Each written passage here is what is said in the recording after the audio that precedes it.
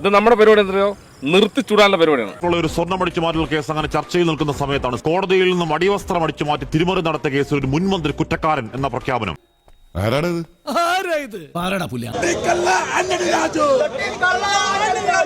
അയ്യേ എന്തൊരു വൃത്തിയുടെ ലാംഗ്വേജ് അത് കൺട്രിമേൻ. ഇതൊരുമാതിരി മറ്റടുത്ത പരിപാടിയായി പോയി. അതായത് നമ്മുടെ കഥയുടെ ആരംഭം 90കളിലാണ്. 1990 ഏപ്രിൽ 4-ാം തീയതി അടിവസ്ത്രത്തിൽ മയക്കുമരുന്ന് ഒളിപ്പിച്ചിട്ട് ഒരു വിദേശി തിരുവനന്തപുരം വിമാനത്താവളത്തിൽ പറന്നിറങ്ങി. ആ ഇറങ്ങിയ പാടെ പോലീസിന്റെ പിടിയിലായി. അന്ന് ആ ഓസ്ട്രേലിയൻ പൗരനെ രക്ഷിക്കാൻ വേണ്ടിയിട്ട് പൂർണ്ണ മനസ്സോടെ ഇരു കൈ നീട്ടി ചെന്നതാരാ? നമ്മുടെ മുൻ ഗതാഗത മന്ത്രി, ഇപ്പോഴത്തെ MLA ശ്രീ ആന്റണി രാജു. അതന്നത്തെ ചോരത്തിളപ്പിന് ഇപ്പൊ എന്ത് ചോര തണുത്തു പോയാ?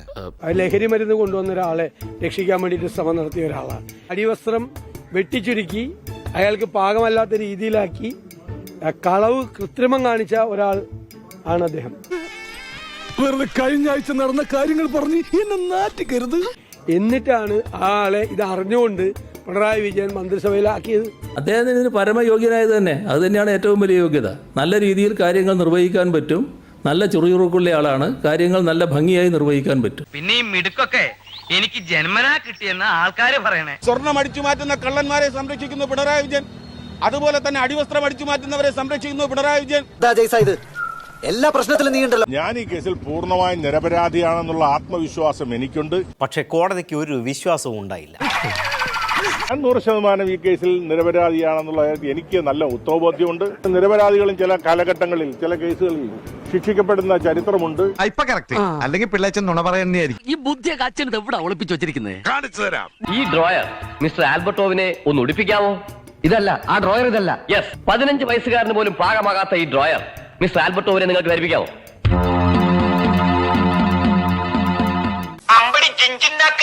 ഈ കേസുമായി ബന്ധപ്പെട്ട് എന്തൊക്കെ കാര്യങ്ങളാണ് ഇപ്പോൾ പുറത്തു വരുന്നത്?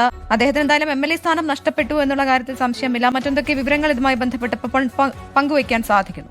ഒരുപാടുണ്ടല്ലോ. പ്രവിധ പ്രധാനമായും കോടതിക്ക് തെളിയിക്കാൻ സാധിച്ചത്, കോടതിയിൽ തെളിഞ്ഞത് 5 വകുപ്പുകളാണ്. ഗൂഢാലോചന, തെളിവ് നശിപ്പിക്കൽ, കള്ളത്തെളിവ് ഉണ്ടാക്കൽ, വ്യാജരേഖ ചമയ്ക്കൽ, സർക്കാർ ഉദ്യോഗസ്ഥന്റെ വിശ്വാസ വഞ്ചന.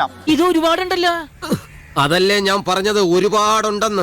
അതിൽ സർക്കാർ ഉദ്യോഗസ്ഥന്റെ വിശ്വാസ വഞ്ചനയാണ് 409. അതിലാണ് 14 വർഷം വരെ ജീവപര്യന്തമടക്കം ഉള്ള തടവ് ശിക്ഷ ലഭിക്കാവുന്ന പരമാവധി ശിക്ഷ ഉണ്ടായിരുന്നത്. 3 വകുപ്പുകൾ പ്രധാനമായി ഒഴിവാക്കി. വഞ്ചന, പൊതുസേവകന്റെ നിയമലംഘനം, 468 എന്നീ 3 വകുപ്പുകൾ ഒഴിവാക്കി. പക്ഷേ അതിലേറ്റവും മിനിമം ശിക്ഷയായിട്ടുള്ള ഈ കോടതിക്ക്, നെടുമങ്ങാട് കോടതിക്ക് പരമാവധി ശിക്ഷിക്കാൻ കഴിയുന്ന അധികാര പരിധിയിലുള്ള 3 വർഷം തടവും 10,000 രൂപ പിഴയുമാണ് നിലവിൽ. വേണ്ട വേണ്ട, നീ പലതവണ പറഞ്ഞതാ, കേട്ടില്ല. ഞാൻ തന്നെ അടിവസ്ത്രം എന്നും ഞങ്ങളുടെ ആന്റണി രാജു സാറിന്റെ വീക്ക്നെസ് ആയിരുന്നു. ഐ മീൻ ഈ കേസില്. അല്ലെങ്കിൽ പിന്നെ 1-ാം പ്രതിനെ സ്വാധീനിച്ചിട്ട് കോടതിയുടെ കൈവശം ഉണ്ടായിരുന്ന തൊണ്ടി മുതൽ അടിച്ചു മാറ്റി വെട്ടിക്കൂട്ടി ഈ കോലത്തിലാക്കുമായിരുന്നില്ലല്ലോ. നമുക്കറിയാവുന്ന മാർഗങ്ങൾ ഇതൊക്കെയല്ലേ ഉള്ളൂ. പക്ഷെ ഇത്ര കഷ്ടപ്പെട്ട് അടിവസ്ത്രം അടിച്ചു മാറ്റി വെട്ടിച്ചുരുക്കിയിട്ടും ഒരു കാര്യം ഉണ്ടായില്ല. സംഭവം നടന്ന് 10-35 കൊല്ലം കഴിഞ്ഞപ്പോ സത്യം പുറത്തു വന്നിരിക്കുന്നു. അല്ലെങ്കിലും കാലന് വഴി തെറ്റില്ലടാ, അത് കൃത്യമായിട്ട് വരും കൊണ്ടുപോകാൻ. അടിവസ്ത്രം അടിച്ചു മാറ്റി അത് വെട്ടിച്ചുരുക്കിയ കേസിൽ ആന്റണി രാജു കുറ്റക്കാരനെന്ന് കോടതി. സബാഷ്. ഇറുക്കത്തിനും മുറുക്കത്തിനും കാവാലം ജെട്ടി. സ്വന്തമായിട്ടൊരു ജെട്ടി ഏറെ നാളായി കൊതിച്ചോരെ, സ്വന്തമായിട്ടിരിക്കട്ടെ കാവാലം ജെട്ടി.